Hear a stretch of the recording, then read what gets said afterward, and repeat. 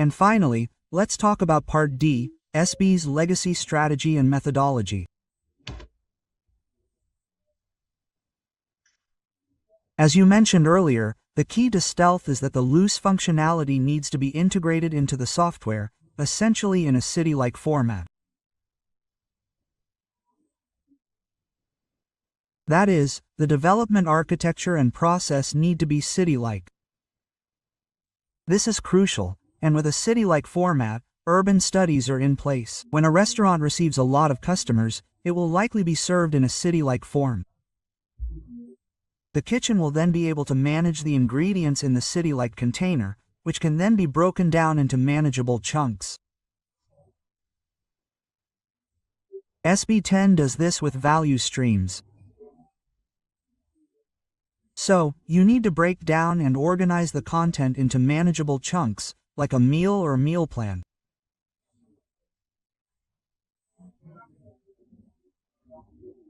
So, the concept of both is, we receive a car with all the hardware and software from each genuine company, and we cut it so that many people can use it, because we're not just making one car and doing SDB, we need to do a good job of creating a valley where we can do a NERDA and mass production as possible.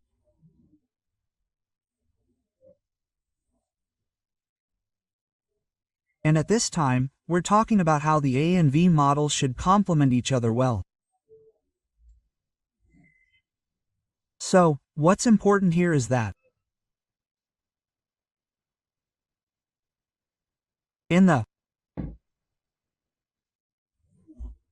First, we're talking about two things in STB10. The first is the shift loss.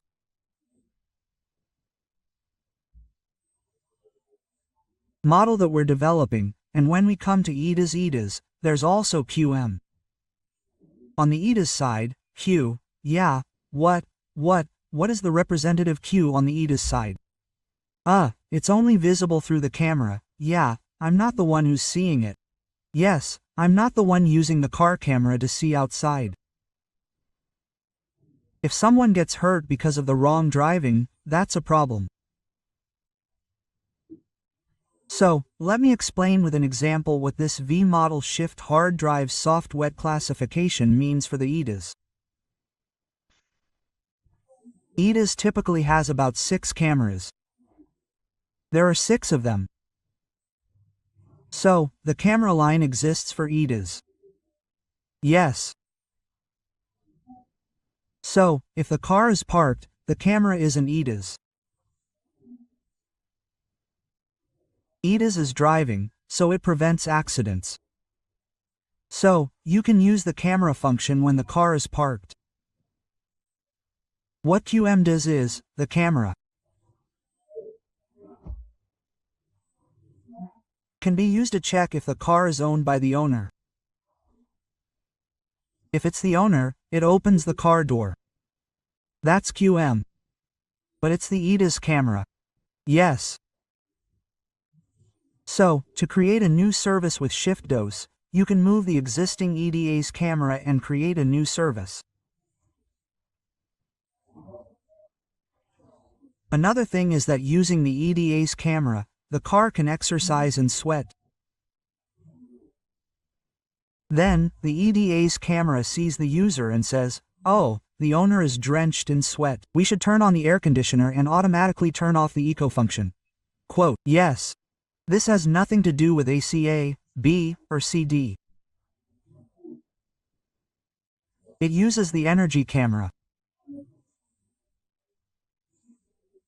So, shift dose means that you can create an unexpected service by adding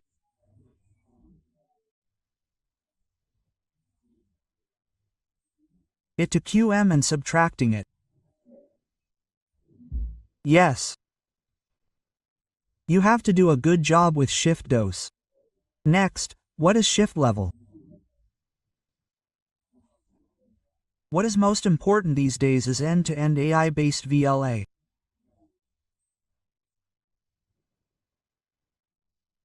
For example, there is an end-to-end autonomous driving method, and there is also the VL method.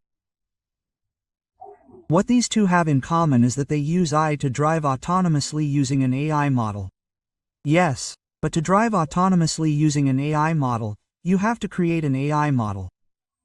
But you can't train that AI model while an actual car is driving. What is that? If you use it to implement a free driving function in a virtual environment, you use Color Sim, and you virtually display 4 cameras. With those 4 cameras displayed, the AI learns from the camera information and creates an AI model.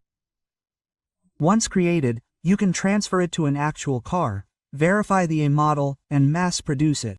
So, how do you test in a digital environment is what Shift Draft is all about. It enables rapid development.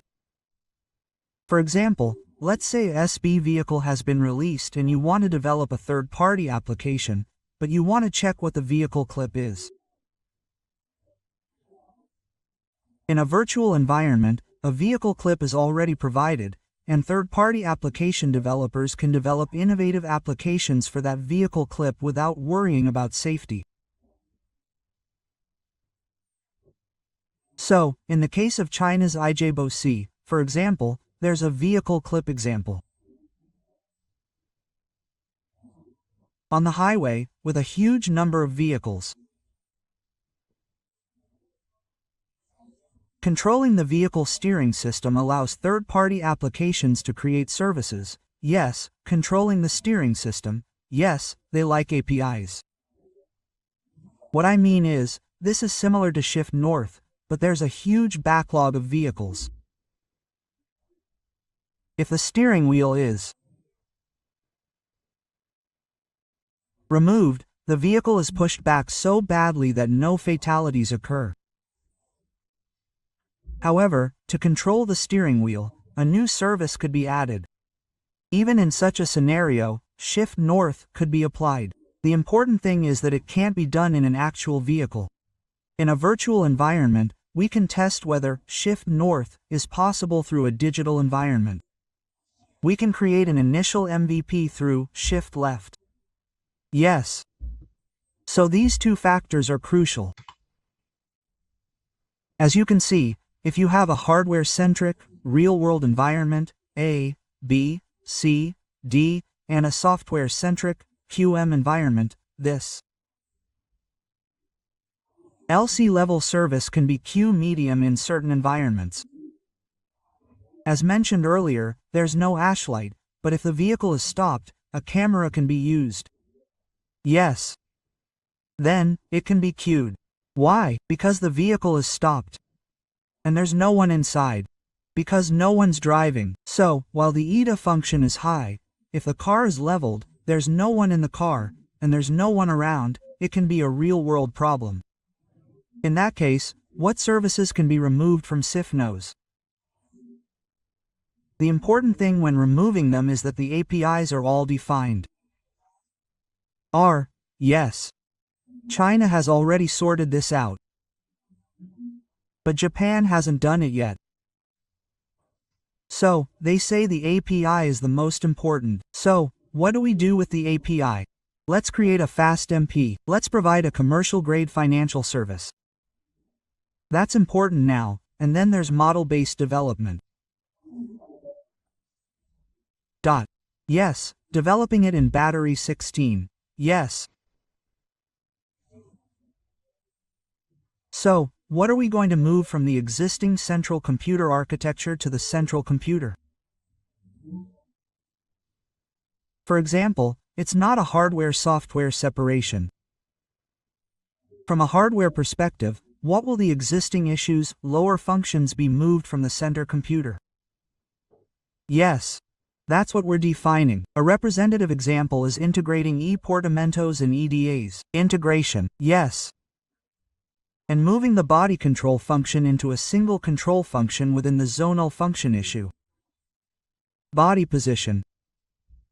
Next, in terms of the SL software control body, what's the actual EDISs? Writing grade? If the car is stopped and there are no people in the car or around, you can use the camera and the lidar function as QM functions. Yes, that's what I mentioned earlier. Then, you can open and close the car doors by touching them. If you move this to the offline mode, you can actually control the car using a smartphone or a web page. What this means is, for example, on a hot summer day, I went to a large supermarket with a young child. But I left the child behind and went outside to the brightly lit parking lot. Yes, I got the child in and got out for a moment. But it was happy. At that time, the service in the car, the driver's camera, the lever camera, detects that there is a child in the car, and if that information, if the lever temperature is hot, it goes to the sender and automatically opens the door. A third party, not the car owner, can open the door and provide an alert service. Yes. So how do you turn this off? Another thing is, when the car approaches the department store, the observation center notifies the car of the available parking space, and the car frequently parks in the parking lot. This onboard service can also be cloud-based and overboard. So, this is a function that is provided internally in existing cars, but how can this be provided externally? For example, the car needs to be charged, so information such as the number of charges, or when the car's battery falls below 10%, it can automatically map to the location of the collision and notify you like this, and there are many ways to do it. So, we are saying that we need to think a lot about this. Yes. In the SB10, we are thinking a lot about three things: shift north, example, and so on. And how can we develop shift F quickly? Yes. So, another thing is that if an error occurs during the early verification of development, it is much cheaper than an error occurring later in the mass production stage. Yes. Of course, that is a given. So, how can we continuously test this and complete it early? So, shift test, virtual environment development test is very important. So, in the S10, we're talking about separating the audio and software engineering and resisting that division of labor.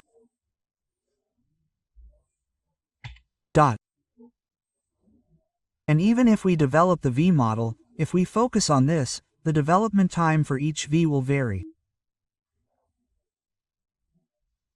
So, if it's digital or virtual, feedback is possible in a timely manner. With this architecture, feedback is possible weekly. And the mechanics of the bill allow for monthly PDs. So, we're mixing the submodels. Yes. If we're going to mix the parent and the child, the most important thing is that the entire development process must be virtualized. That's what we're talking about, and what we're also talking about in the V is that we're going to incorporate AI into the development cycle feedback cycle, which is a time-weekly process. So, in the software implementation strategy, there's a software factory, which is a concept discussed in the S10. It's a software adaptation of Toyota's TPTPS, organizing the workflow for the entire cycle, eliminating variable overhead, and quickly delivering it to the PD. It's 100% the same concept as an orchestra workflow using AI. So, for the entire development cycle, we need to continuously provide real-time information about the PD encyclopedia and process. So, the most important thing in development is to continuously provide information about what can and cannot be developed, why it can't be done, and what needs to be done. Yes, if a problem arises and we don't provide information, nothing can progress. Why? Because we don't know. Because we don't know the details, if this is fully open and cloud-based, it will be faster. So, what you're seeing is that, starting in 2021, all development across the company will be cloud-based. And because of this, we've minimized the feedback cycle. What used to take a week to do, now takes an hour to draw. So, the key is how to quickly shorten the PD cycle. And yes, to achieve rapid development by shifting left, we need to quickly provide customers with simulations and the resulting results. Yes. And to do this, the virtual world is crucial. Therefore, it needs to be cloud-based. This is the approach I mentioned. So, you can experience this on Flaground Digital.auto.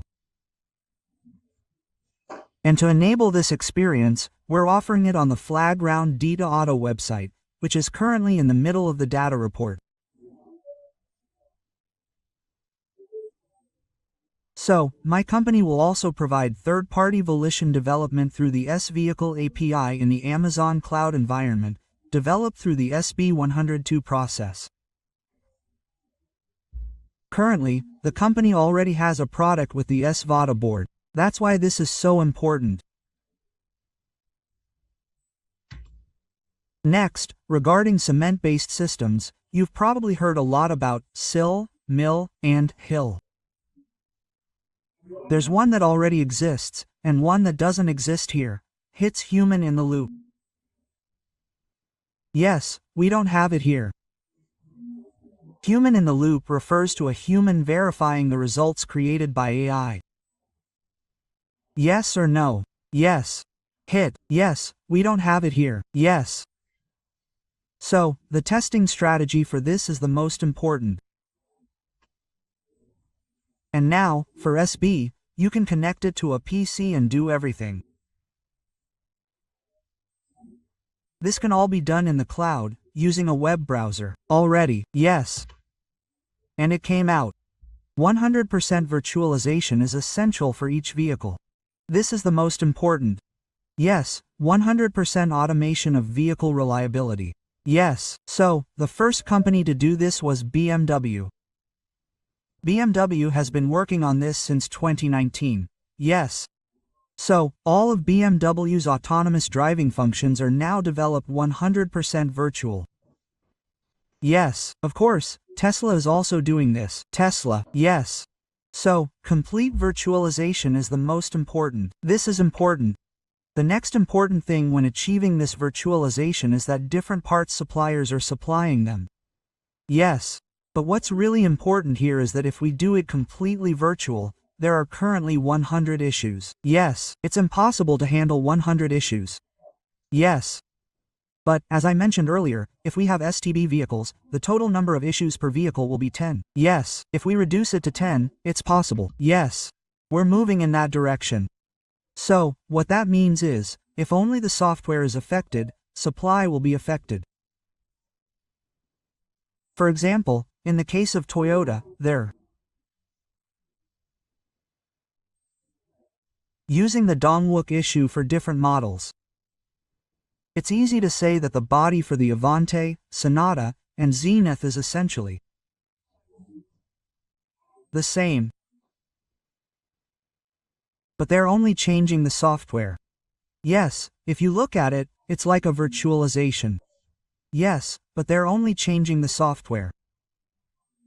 Therefore, it's crucial to collaborate with related software and auto parts providers to understand how to study multiple aspects in a virtual environment. In virtualization, it's impossible to do this based on a single vehicle with 100 issues. Yes. But if the total number of issues per vehicle is less than 20, or even less than 10, it's possible. Yes. So, it's said that we need to isolate and do some content-based method. And then, based on data, we'll do simulation and finally, in a virtual environment, we'll do it in an actual vehicle. Yes, we need to separate the queue and the prediction grades and do it quickly. Yes.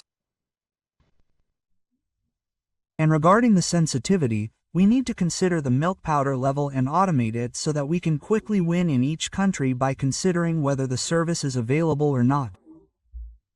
This is another key point. Yes. That's all for SB 102 that I mentioned.